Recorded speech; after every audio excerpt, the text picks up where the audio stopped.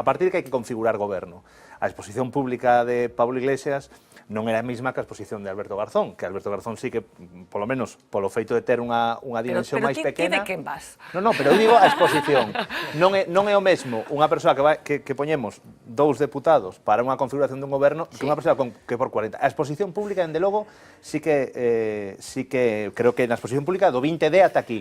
Ahora ben, non será porque algúns sempre dixemos que os procesos de negociación non os tiña que levar directamente el. Como Pedro Sánchez creo que tampouco teria que ser que el pusera a cara no proceso de negociación. Pero si puxo os carteles ata no 8 de marzo, aí creo que nos procesos de negociación política sí que os candidatos teñen que dar un paso atrás e hai outra xente, algúns con máis acerto, menos acerto, pero sí que hai determinados perfiles que teñen que non expoñerse, porque é un proceso de desgaste importante. Pero non estamos falando de non expoñer ao número 3 por Cuenca, quer dizer, estamos falando de non expoñer ao candidato a presidente do goberno. Sí, pero logo está unha cuestión... O problema de fondo foron as posicións políticas, que Izquierda Unida dentro do que tal actuou dunha maneira e Podemos doutra. É tan fácil de explicar como que aínda toda a maquinaria do Estado, gran parte da maquinaria mediática, intentaron culpabilizar a Pablo Iglesias. Por favor, por favor. No, editoriais, e digo un periódico, editoriais, todo eso, culpabilizaron a persoa, pero o electorado aínda así recoñece que a culpabilidade do Partido Socialista.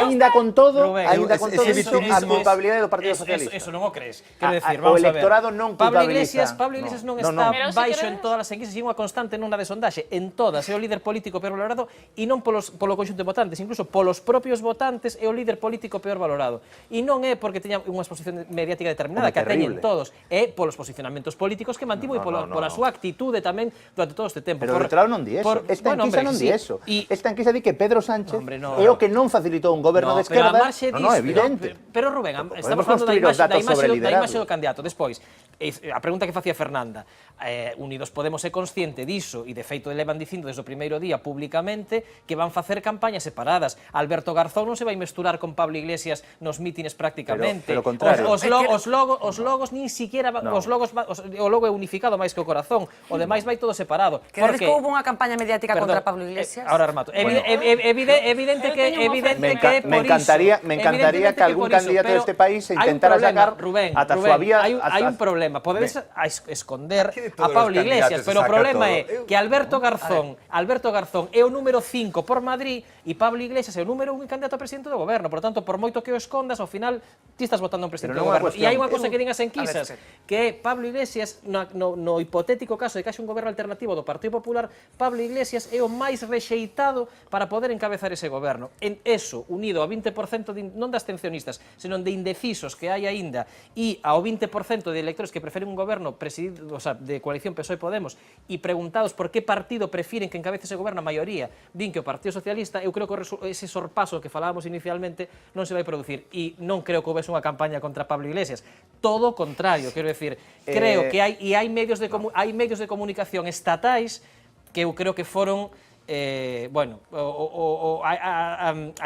interpretación que fixeron do que pasou durante todos estes tempos foi como mínimo insultante, en algúns casos equiparable á radiotelevisión española do Partido Popular máis manipuladora da que podemos coñecer. Eu diría que se queremos focalizar en que reciben moitos ataques públicos pola súa posición política sin ter dereito á réplica, porque outra cousa sería que non tuvese dereito á réplica, que eu creo que sí que o tivo cando desde algúns medios se lanzaron algúns outros ataques, porque el sí que ten un protagonismo televisivo indiscutible. Pois eu recomendaría que fale con Anxo Quintana, por exemplo, que sí que creo que é un referente, por moitas discrepancias que eu poida ter con el, do que é ser atacado nunha campaña electoral e con cuestións personais inadmisibles. Sí, eu penso que o que está a definir tamén a nova política é a capacidade de ser víctimas de todos. O sea, o escutamos outro de aquí tamén, o portavoz de Ciudadanos, como a mínima que se lle apretaba un pouco, que se lle cuestionaba algo, xa dicía que era unha campaña, que eran víctimas dunha campaña dos poderes fácticos do Estado, da bella política, que inmediatamente sometía a unha presión inaguantable o iso. Eu, primeiro, si ti tes financiación con Venezuela, si ti tes financiación con Irán, o normal é o exemplo claro, pero ti responde. Non, eso é o exemplo claro. Ata 4 veces o Tribunal de Contas tivo que parar vos ese argumentario. No, porque nos primeiro, ata 4 veces. Dixo que Podemos non tal, non dixo que CEPS non tivera eso. Hai máis xente asalariada de Izquierda Unida na CEPS que de Podemos. Exactamente. Hai máis xente. Pero hai máis xente, fundada por xente de Izquierda Unida, non pasa absolutamente nada, un centro de estudios sociopolíticos. En democracia, cando un tal pode facer os argumentos que queira, e ti podas contrarrestar e dicir, non, mira, o que cobrei foi completamente lóxico. Se eu fun allí, fun porque estaba dentro da miña profesión. Se eu estiven asesorando a Maduro, foi porque quixen e todo isto. O que non podes decir é que hai unha conspiración dos outros partidos para acabar contigo. Porque con esa mesma regla de 3, cada vez que o meu partido ten un problema, inmediatamente digamos conspiración. Conspiración de Fernanda, porque sai aquí cousas que non me gustan. Conspiración de la Voz de Galicia, que publica cousas que non me gusta. Conspiración do Partido Socialista, que tapa os seres para sacar as cousas do Partido Popular. E que penso que os da nova política tedes moi pouca capacidade de encaxe. E cada vez que hai algo que discrepa, inmediatamente sodes víctima dos medios. Ahora resulta, me vas a decirte a mí que Pablo Iglesias non estivo de tertuliano en ningún medio, que Pablo Iglesias non estivo en entrevistas en ningún medio, que Pablo Iglesias non tuvo forma de sair. Hombre, non sei, é que xa me parece un chiste. Cando falo de exposición, é evidente, dende o 20 de decembro, a figura de Pablo Iglesias é a figura que é sometida a exposición pública porque teñen que definir unha posición. Pero como se somete a esa exposición pública? Claro, pero dende o momento que o Partido Popular está dicíndolle a Pablo Iglesias, como pactes con el PSOE eres casta porque pactas con uno de los partidos del régimen del 78.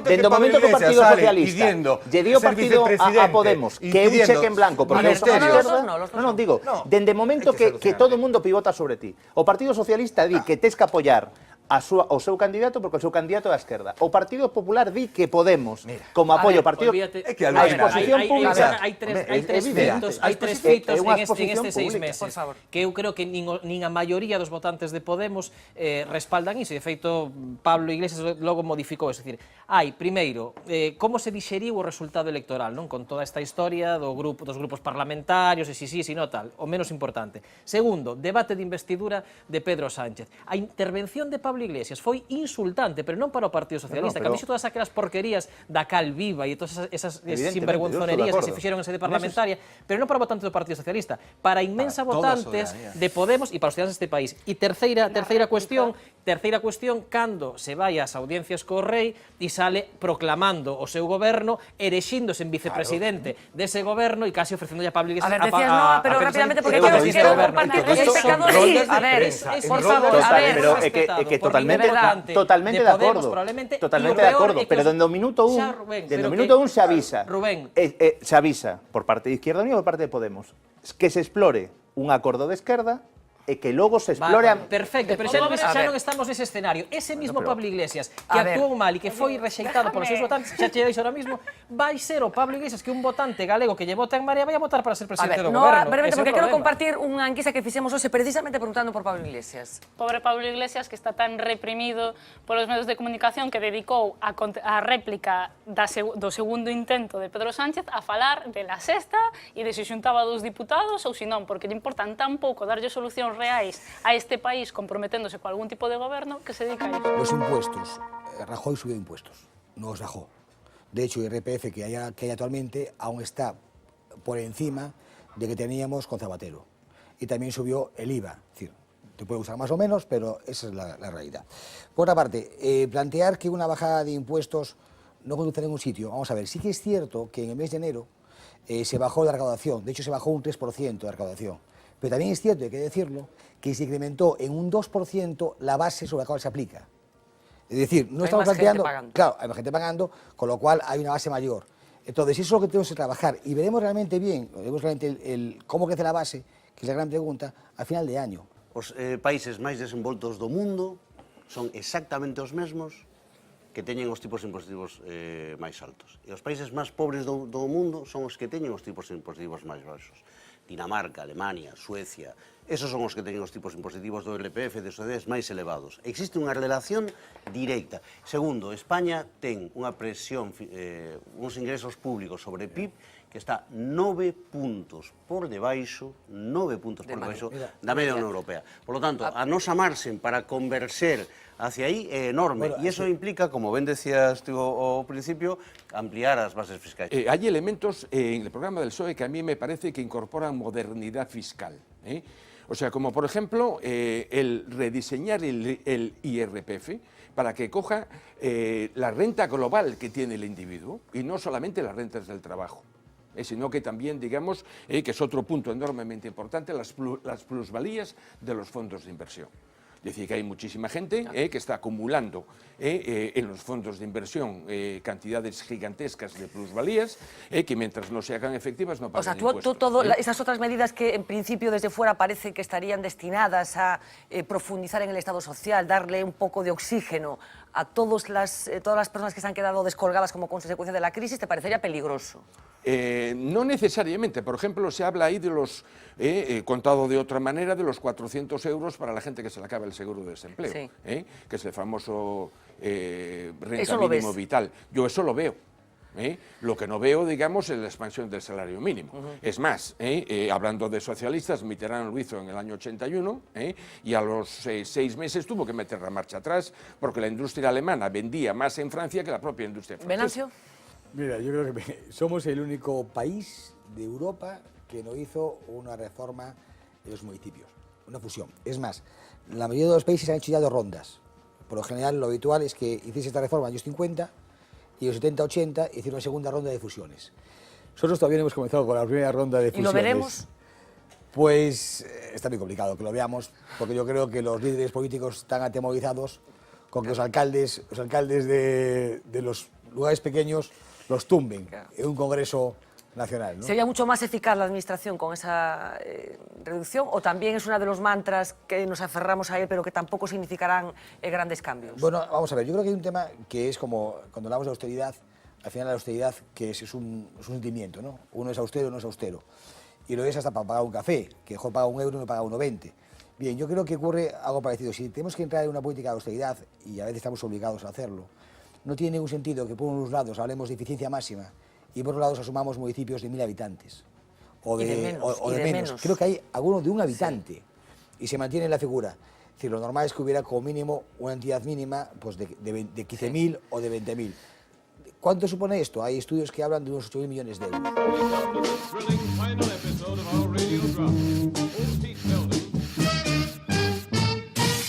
Off the record. Es lunes. A cada minuto las elecciones están más cerca. La campaña está a la vuelta de la esquina. Y falta un mundo para el fin de semana. Pero hoy todo nos trae al pairo y somos felices. Porque el PP ha sacado temazo. ¡Arriba todos!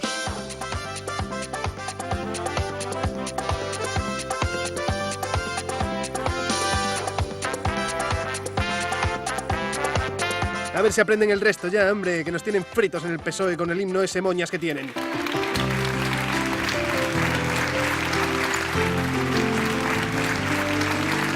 Sí, estaba sonando la música de Médico de Familia, y seguro que la mitad de ustedes ni se dieron cuenta. De hecho, harían un favor al mundo y a sí mismos si en sus mítines pusiesen también la música del PP, que la buena música es apolítica. ¿Entró? Ya. Entró. Ahí está. Increíble. ¿Qué no es ese? Gracias, Partido Popular, porque después del jingle navideño versión jazz llega ahora su contrapunto. Una versión del himno PP latina, versión latina, estuvimos dudando entre el reggaetón y el merengue y finalmente nos quedamos con el merengue. Espero que suene en estos momentos la música.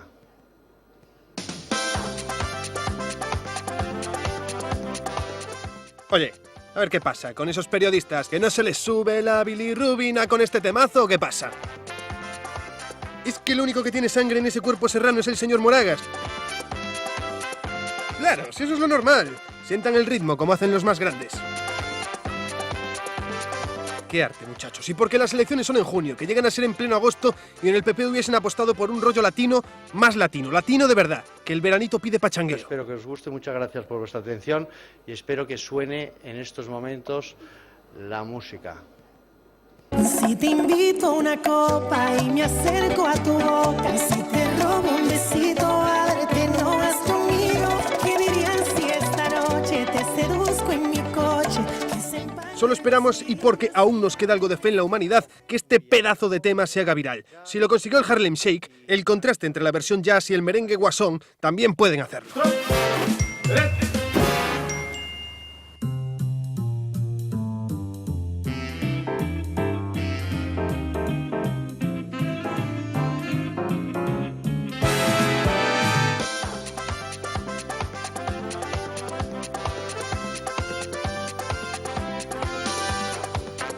Así que, populares, menos vídeos de gatitos en los que apenas salen gatitos y sí copias juveniles de Cospedal.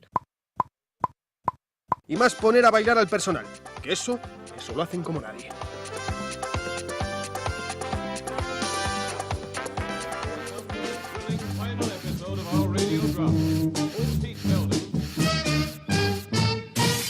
Off the record.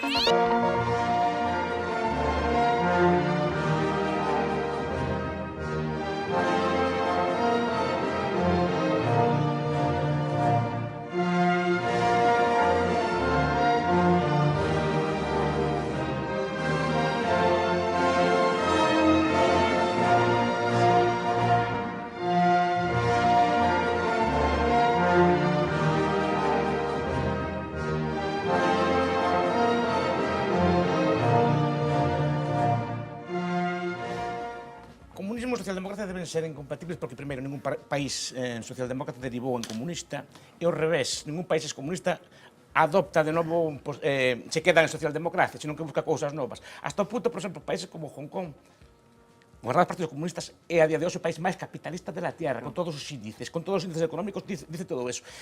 E depois quería discrepar unha cousa do que decía Roberto. Moitas das cousas que estamos discutindo da socialdemocracia porque temos certo eurocentrismo. As reformas non están vindo, o resto do mundo non está imitando Europa, está imitando Asia.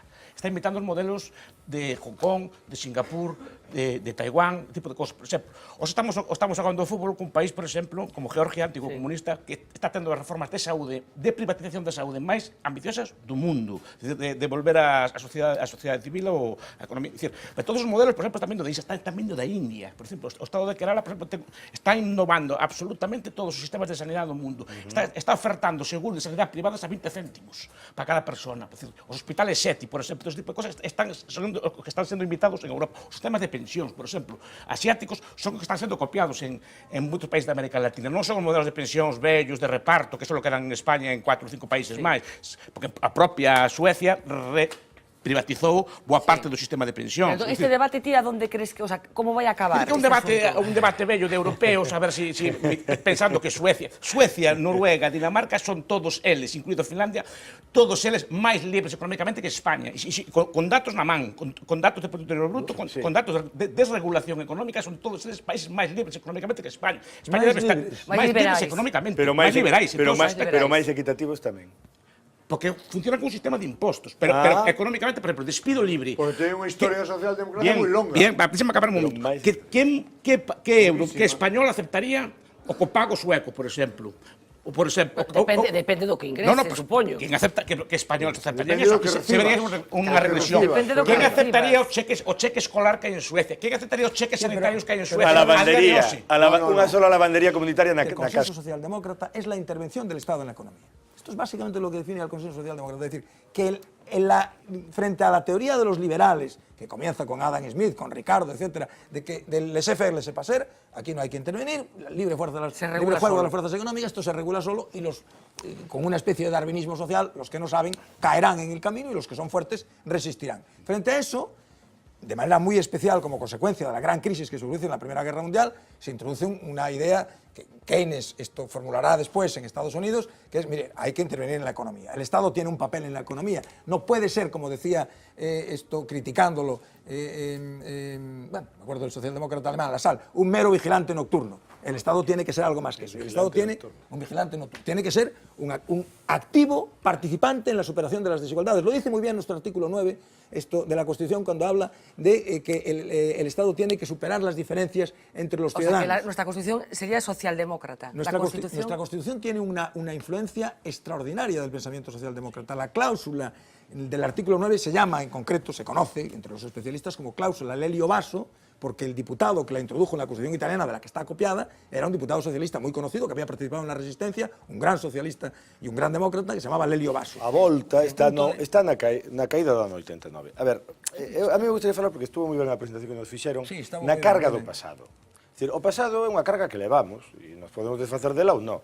E para poñer un exemplo do que significa esa carga, sempre poño o mismo exemplo, además un irmão de Manolo Lago, cando éramos estudantes, lle chamou a atención ese asunto, e como era un tipo tamén moi listo, Pedro, poñía de exemplo os dous eslogans do Partido Comunista de España en 1937 e do Partido Socialista Obreiro Español, que reflicten perfectamente todo isto que estamos dicindo, e a carga que cada un traía consigo de todo o século XX.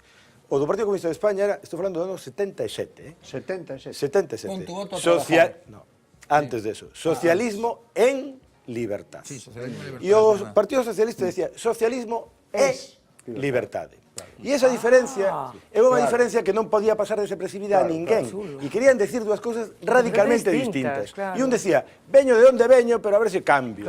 E outro decía, unha cousa está vinculada a outra. E isto ten que ver con algo que un colega meu norteamericano, que se chama John Markov, explica moi ben, ademais, un montón de libros desde a Revolución Francesa. El di que o máis revolucionario que hai en toda época contemporánea son dous conceptos que se traen do mundo grecorromano. Un é o de democracia, que os demócratas na Revolución Francesa eran uns pimpins que andaban por ali, que decían que como que vai gobernar o povo, eso é parvos, eso é imposible. Eran bastante pimpins porque lle cortaron o pescozo a todos. E logo a República. Solo a 3.000. E logo a República. Esas dúas ideas son as ideas máis potentes e sobre elas se construe todo o demais, incluído a idea de comunismo, incluído a idea de socialismo. E solo, e moi brevemente, no século XIX, efectivamente, o socialismo, cando nace ademais, como se mencionaba aquí, lle chaman utópicos ao que hoxe estamos recuperando. Chamemos atención sobre eso, non? Os socialistas máis liberais, máis demócratas, máis igualitarios, máis cooperativistas, máis de falansterio, máis de comunidade, non? De comunidade. E iso quen lle chama? Pois os que construyen o socialismo que para ser auténtico lle chaman científico. Eles chaman científicos. Aí se construye o socialismo e, efectivamente, como se explica moi ben, no modelo renano e no modelo do austromarxismo aparece a necesidade de conciliar a democracia parlamentaria liberal coa democracia económica, e estar ali. Bernstein, Kautsky, etc. Pero logo hai unha crisis tremenda na Primeira Guerra Mundial, aparece o comunismo, e aí hai un debate que o Partido Socialista Obrero Español ten, por exemplo, e están a punto de apuntarse a Terceira Internacional. Sabes que se apunta en España? Que hoxe chocantísimo, vendo que foi despois da historia, a CNT. A CNT apúntase nun congreso a Terceira Internacional. Cando descubren o que hai ali, dicen, non queremos saber nada desto. Claro, porque non sabían o que estaba pasando, como ocurre tantas veces. E logo, e acabo xa, a socialdemocracia esta, da que se falaba moi ben agora e explicaba moi ben Roberto, e se explicaba antes, nace despois do ano 45. E nace para humanizar e convivir co capitalismo porque existe o telón de aceiro e a Guerra Fría. Pablo Iglesias Pose... Casi ya te olvidaste. Pablo Iglesias Pose é un dos fundadores da Segunda Internacional, con todos os partidos socialdemócratas. É un partido socialdemócrata. Se chame como se chame. Un partido socialdemócrata é así. Bueno, quero dicir... Chamouse como quixo, Sí, chamouse como quixo. Pero tamén se chamaba así o Partido Socialista Obreiro Polaco, que está incluído. Pero eso de menos. É un partido socialdemócrata. Se chame como se chame. Pero por que non se chama como SPD, que sí que se recoñece como Non socialdemócrata? sei por que non elixiu eso. Non Pues sei. o seguinte Pero, programa quero dicir, contestas. foi fundado o 2 de maio de 1879 con un programa social... Perdona, non rematei, se me permites. A escisión é un elemento moi importante na historia do movimento obreiro español a que fixo referencia Tito. A escisión, cando o Partido Comunista Soviético crea a Terceira Internacional, oferta a todos os partidos socialdemócratas, entrar na Terceira Internacional. Hai un debate no seo do Partido Socialista Obreiro Español que, despois de moitas dúbidas e despois de que Pablo Iglesias enviase a Unión Soviética a Fernando de los Ríos, catedrático a sazón de Dereito Penal da Universidade de Granada, e a Anguiano, un uxetista, veñen e aconsellan que nin de broma se entre na Terceira Internacional. Eso produce a extinción e a creación do Partido Comunista de España. Recurrieron a un truco porque les resultaba más barato que investigar, que aplicar tecnología más cara a sus coches para cumplir las normativas que tenían que cumplir, las famosas normativas sobre emisiones. Entonces yo creo que simplemente tiraron por lo fácil, que era tiraron por lo fácil y consideraron que nadie se iba a dar cuenta. Pensaron exactamente que no se iba a dar cuenta a nadie, eso, por supuesto, y además lo hicieron de acuerdo a cómo estaba hecha la homologación, es decir, sus motores funcionaban perfectamente en los momentos en los que se homologaban, que es decir, dentro de un sistema especial que hay, no en condiciones reales. A partir de ahí es donde surge ya todo el tema de cómo estamos midiendo las emisiones de los coches, cómo se homologan esas emisiones y cómo se deberían de hacer. En realidad, segundo que se haya descubierto esto, ¿ha sido una casualidad o tarde o temprano, en realidad el grupo Volkswagen pecó de una cierta ingenuidad o se creyeron más listos que nadie y estaba claro que iba a saltar en algún momento? Yo, si no recuerdo mal, precisamente cuando se descubrió esto en Estados Unidos, era un momento en el que Volkswagen estaba aumentando su presencia en Estados Unidos. No olvidemos también que los fabricantes americanos pues están en declive y, claro, no sé, parece muy oportuno este escándalo, ¿no? que saltara precisamente en ese momento. Sí, lo hablamos en aquel momento, que esa guerra comercial que siempre hay, ¿no? Claro, claro. Entonces... Sí, te decía, ¿inevitablemente se va a acabar descubriendo o no? Bueno, sí. A ver, es que, vamos a ver, las homologaciones de los vehículos en sus valores de consumos, de velocidad, todos nos damos cuenta de que no responden a la realidad. Entonces, las de emisiones, las que nos preocupan medioambientalmente, bueno, tienen el mismo camino. Y bueno, Pero me hace gracia con la tranquilidad con la que aceptamos que no responde a la realidad. Es que no responde a la realidad. Los fabricantes. La prueba del consumo es algo que podemos realizar cualquier particular en conducción normal con mucha facilidad, con una calculadora y mirando los litros que repostamos. Entonces, vemos que no cumple. Entonces, al final, tampoco nos extraña que no cumplan las emisiones. Me sigue extrañando más todavía que una vez que Volkswagen propone la solución, una solución muy sencilla, en unos motores es una reprogramación. No olvidemos que los vehículos están constantemente reprogramándose. Hay vehículos que van por la versión 30 de programa de funcionamiento. Bueno, es una más. Entonces, que con la reprogramación se solucionan ya las emisiones. ¿Esto quién lo ha comprobado? ¿Se ha comprobado realmente? ¿Son las mismas pruebas de laboratorio que no responden a la realidad? No sé, quizás son más preguntas en vez de respuestas. Bueno, y tú lo que querías eran respuestas. También plantear preguntas, pero decía segundo, Juan, algo que también hablamos en aquel momento, que vosotros comprobáis también que todas esas características que los fabricantes nos venden a los consumidores, no solamente la de las emisiones, muchas otras no responden a la realidad, ¿no? Sí, cuando un fabricante dice el consumo medio que puede tener su coche, después es imposible que ese consumo medio conseguirlo realmente. O el consumo urbano, por ejemplo, es imposible conseguirlo.Quiere decir que si no se consigue, te hablo aplicando la conducción más esmerada y en las mejores condiciones, nunca se consigue ese consumo. Si no se consigue el consumo, quiere decir que tampoco las emisiones se corresponden. Con lo cual ahí empezamos, ya lo sabíamos hace mucho tiempo, que realmente sí, yo recuerdo aquel programa que lo decías como de verdad esos que no se datos cumplen. No son reales. Y a mí también lo que me llama la atención es que por parte de las administraciones todavía no ha habido, después de tanto tiempo que ha pasado, todavía no ha habido tampoco una reacción y tampoco han explicado claramente cómo quieren medir en el futuro esas emisiones pues para adecuarlas a la realidad. Claro. En la parte judicial, digamos, ¿qué papel está jugando la Administración en todo esto? Pues está, yo creo que jugando un papel un poquito deplorable. Yo quería haceros una mención cuando hablábamos antes, porque creo que es interesante. Es decir, es verdad, y por eso lo voy a decir, ¿no? Existe un reglamento en la Unión Europea, el Reglamento 715 del año 2007, que establece expresamente y recoge la obligación que tienen los fabricantes de garantizar, y cito literalmente, que se limiten eficazmente con arreglo al presente reglamento las emisiones del tubo de escape y las emisiones evaporantes a lo largo de la vida normal del vehículo y en condiciones normales de utilización. Y en la exposición de motivos también apunta el propio reglamento el defecto que habéis vosotros mencionado, que las homologaciones se hacen como en bancos de pruebas. Y dice en la exposición de motivos que podría ser necesario revisiones para asegurarse que las emisiones del mundo real se corresponden con las que se miden en la homologación de tipo.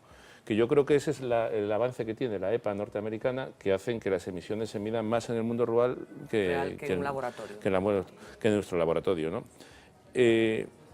Yo creo que hay una infracción muy grave y concreta de un artículo, el artículo 5 del citado reglamento, que dice expresamente que estará prohibido el uso de dispositivos de desactivación que reduzcan la eficacia de los sistemas de control de las emisiones. Que en definitiva el software es un dispositivo que desactiva y que precisamente o reduce la eficacia del sistema de control de las emisiones.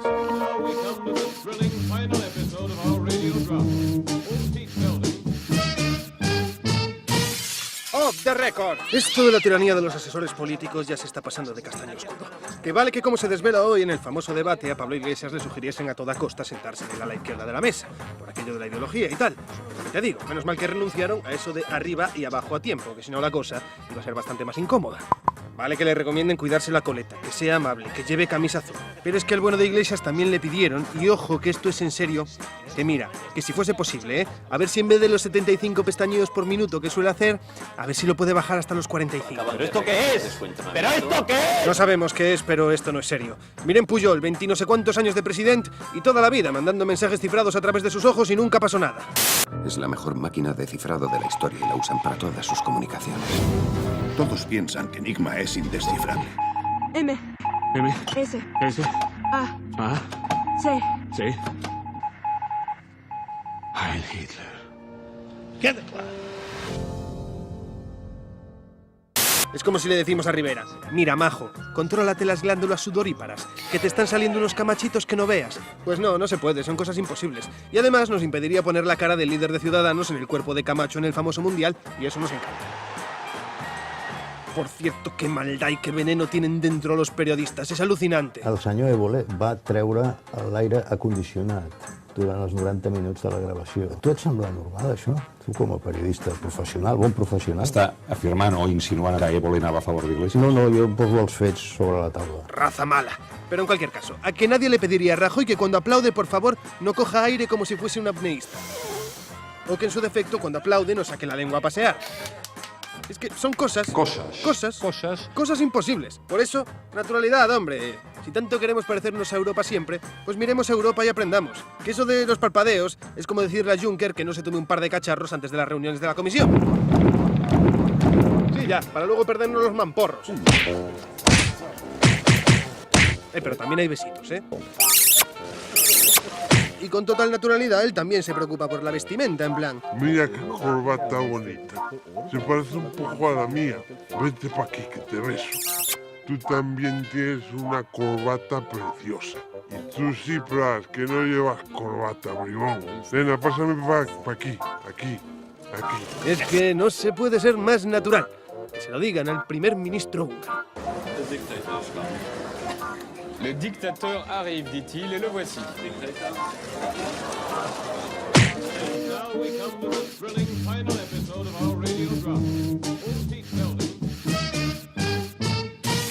Off the record.